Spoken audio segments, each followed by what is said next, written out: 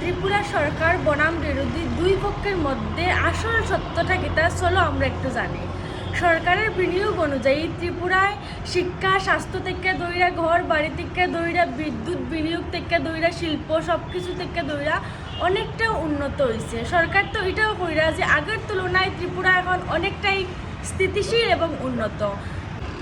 বিরোধী দলে কিতা করে? বিরোধী দলের মতে যতটা উন্নয়ন প্রচারর ততটা সাধারণ জনগণের কাছে গিয়া পৌঁছান না, তার তুলনামূলকভাবে অনেকটাও কম গিয়া পৌঁছার। যুবক বেকারত্ব, চাকরির অভাব এবং শিল্পের অভাব, ঘাটতি সমস্ত কিছু দেখা দেয়। তো তারার মধ্যে কাগজে কলমে যতটা উন্নতি দেখা দেয়, বাস্তবে কিন্তু মাঠে ততটাও কঠিন।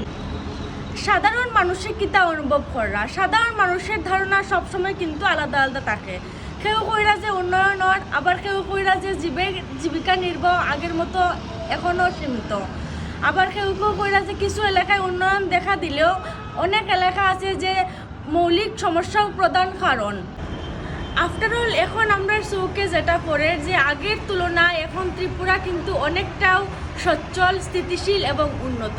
তো আপনার মতামত কিতা অবশ্যই কমেন্টে জানাবেন।